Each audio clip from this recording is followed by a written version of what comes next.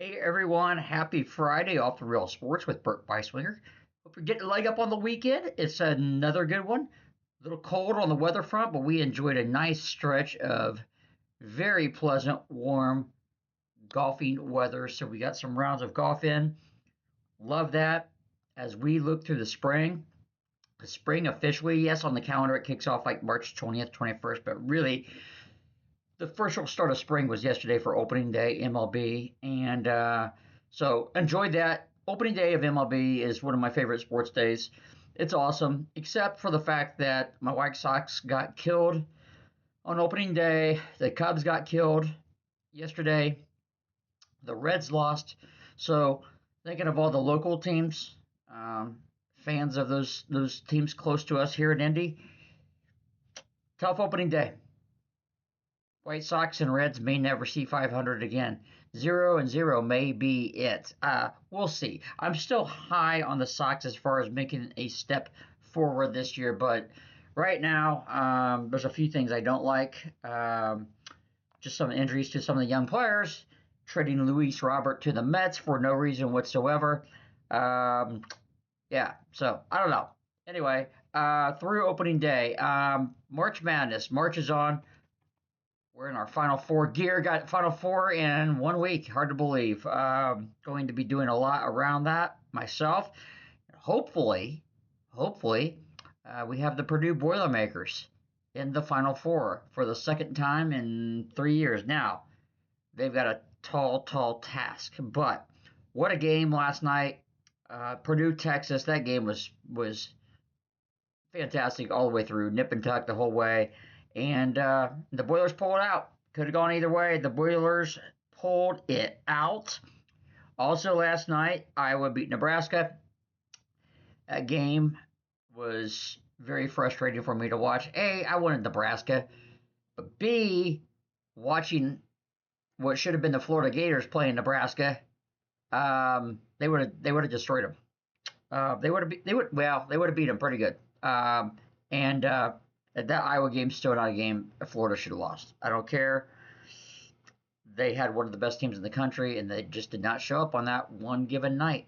So anyway, Iowa marches on. That is a really good story, though. I mean, Iowa, Ben McCollum, great coach, well-coached team, makes the most of that team or gets the most out of that team. And yeah, the Hawkeyes. Big Ten dominance in the NCAA tournament this year continues. I keep hearing it from all my Big Ten friends as if the SEC didn't happen last year, but whatever.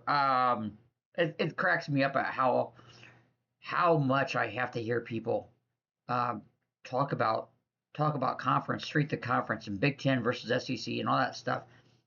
Big Ten's won three in a row in football and yada yada. It's like nothing else in history has existed other than the most recent moments, right? But it also sounds like people talking politics. It's just absolutely crazy how worked up they get about conference affiliation. Anyway, I'm just mad at the Gators. I really don't care how many SEC schools advance. I just care about the Florida Gators, and they didn't. So I'm ticked. I'm not happy. And watching that last night again, as I say, really not happy. Now, Florida Illinois to me would have been a phenomenal game and would not have been surprised at all if Illinois had won that game. But they just dominated Houston, just shut Houston down. Very disappointed in Houston. I thought they would be playing Florida, and none of that's happening. So now you got a Big Ten till Illinois and Iowa playing each other. Now, the Boilers have to play Arizona. Arizona played a pretty hot Arkansas team, really good Arkansas team, completely dominated them.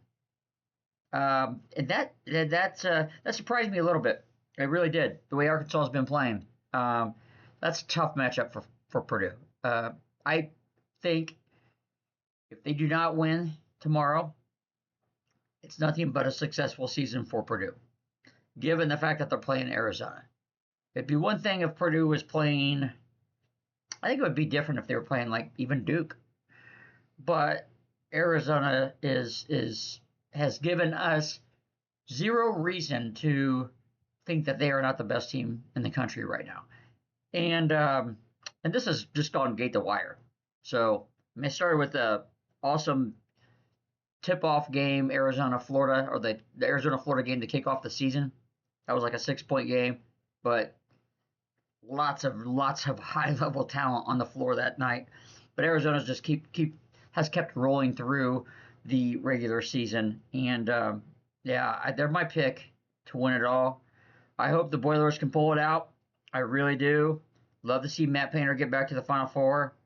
It is crazy at how much anti-Purdue people um, just don't give Painter and the Boilers the respect they deserve. I know they have some lumps over the years. There's no doubt about that, but they went to the Elite Eight about 6 years ago with Carson Edwards. Final Four a couple years ago, just ran into one of the best teams we've seen in recent memory, and UConn. And now they're running into Arizona in the Elite Eight again. I think you IU fans would take that, wouldn't you? You would take Purdue's program. You would take Florida's program in a heartbeat. In a heartbeat. And so we'll see. But look, Iowa, first year coach, lots of roster turnover, bringing in some non-power conference talent from here, there, and everywhere, and they're in the Elite Eight, so it can be done. It can be done, and it's really disappointing that wasn't done. Not the Elite Eight, but at least the NCAA tournament for Indiana. That's no excuses. No excuses for Indiana to ever miss the NCAA tournament, because pretty much if it's a layup in the Big Ten. You just got to not be really bad, and IU was anyway. All right, we're gonna hope that Purdue can get it done. Hope that my fellow Muncie native Matt Painter can get it done, and that would be awesome. I think Arizona is going to take care of business, and I think Illinois would take care of business. Now, today, looking, Duke St. John's. All right, that's a good game. Alabama, Michigan. Michigan will take care of Alabama. Alabama's got issues. I mean, they lost their second leading scorer, so that's a tough one for them to overcome. So I think Michigan. I mean, Michigan was a better team anyway, but I think Michigan will take care of business. Duke St. John's, I'm not really sure. Michigan State, UConn, not really sure. Should be a good game. Some of these games, by the way, these late times, my God, man, these things just in college basketball. That's the other thing. It's not just the starting times. It's just the fact that college basketball games take 2.5 hours for no reason other than tons of fouls and tons of reviews. All right, Tennessee, Iowa State, another interesting game. I'm not sure. Got to check the injury report on Iowa State, so that's a tough one. Jefferson's back. I'm not sure, but should be a really good game. Good slate of games. Listen, once Florida lost, I just kind of start watching games again without really an emotional care in the world, and it's kind of nice. Last night's Iowa game tugged on my negative emotions a little bit, but it is what it is. They won the national title last year, and I can live with that. All right, hey, listen, horse racing. Tomorrow, we've got the Florida Derby and the Arkansas Derby. We are into we had kind of a slate of grade 3, grade 2 preps along the Derby Trail. Now we are into the grade 1s. These are the big ones. So you've got 2 Saturdays you should be paying attention to for some horse racing. A, it's a blast to watch. B, when you get to the Derby, you're going to know a lot of these horses and who they are. So you've got the Arkansas Derby and the Florida Derby tomorrow. Lots of Derby champions come from the Florida Derby. Arkansas Derby's a good one too. Next week, you've got the Santa Anita, another classic Derby prep. Lots of good horses, favorites over the years come out of the Santa Anita Derby. And then you've got the Wood Memorial in Aqueduct. And you've got the Bluegrass Stakes in Lexington.